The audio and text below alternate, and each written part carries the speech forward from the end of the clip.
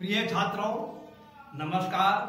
आज हम आपके लिए बीजगणित से संबंधित एक प्रॉब्लम सॉल्व कर दिखला रहे हैं। आज की प्रॉब्लम है, यदि x बराबर 2 प्लस अंडर रूट 3 हो तो x की घातांक 3 प्लस 1 बटे x की घातांक 3 का मान ज्ञात करो। आपको x का मान 2 प्लस अंडर रूट 3 दिया हुआ है और इसकी सहायता से आपसे x की घातांक 3 प्लस 1 बटे x की घातांक 3 का मान ज्ञात करवाया है।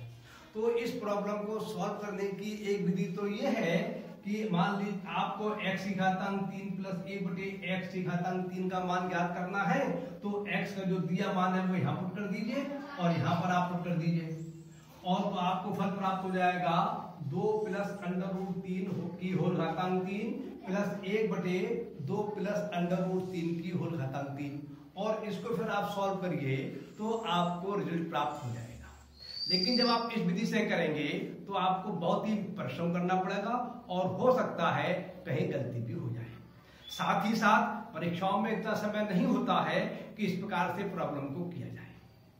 ठीक, तो इसके करने की विधि यह है कि आप इस प्रकार से करेंगे कि जो हमारे लिए x का मान दिया हुआ है उसकी सहायता से सबसे पहले हम 1 बटे x का मान ज्ञात कर लेंगे और फिर हम x प्लस 1 बटे x का मान ज्ञात कर लेंगे।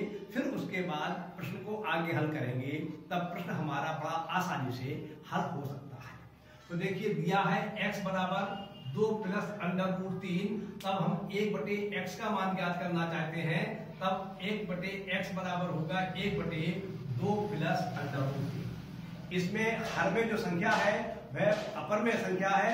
इसका परमीकरण करने के लिए अंश में 2 माइनस अंडर रूट 3 से गुणा कर दिया और हर में भी 2 माइनस अंडर रूट 3 से गुणा कर दिया। अंश में 2 माइनस अंडर रूट 3 से गुणा ये किया और हर में 2 माइनस अंडर रूट 3 से गुणा ये किया, तो आपको यह फल प्राप्त होगा 2 माइनस अंडर रूट 3 बटे 2 plus under root 3 into 2 minus under root 3। आप जानते हैं a plus B into A minus B की गुणा होती है a square minus B square. इसी नियम के आधार पर जब 2 प्लस अंडर रूट 3 और 2 माइनस अंडर रूट 3 की गुणा करेंगे तो फल प्राप्त होगा आपको 2 की घातांक 2 माइनस अंडर रूट 3 की घातांक 2, और अंडर रूट 3 की घातांक 2 का मान 3 होता है, इसलिए आपको रिजल्ट प्राप्त होगा 4 माइनस 3, और इसको सॉल्व करेंगे तो आपको फल प्राप्त होगा 1। इसका मतलब ये हुआ 2 plus under root 3 into 2 minus under root 3 का मान 1 होता है।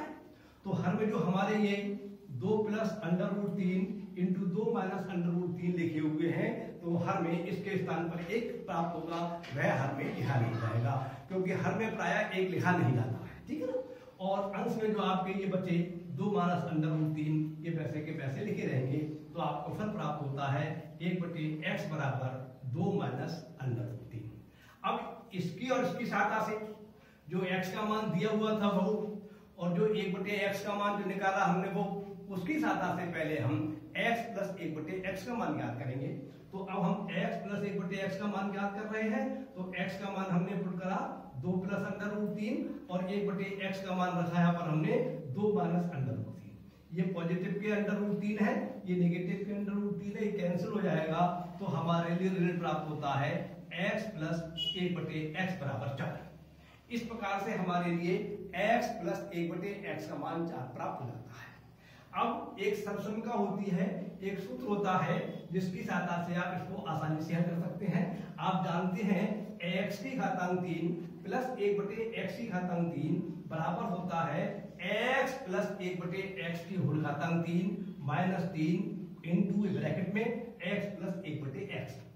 RHS में आप x प्लस 1 बटे x के मान स्थान लगा दीजिए और गणना कर लीजिए, तभी आपको फल प्राप्त हो जाएगा।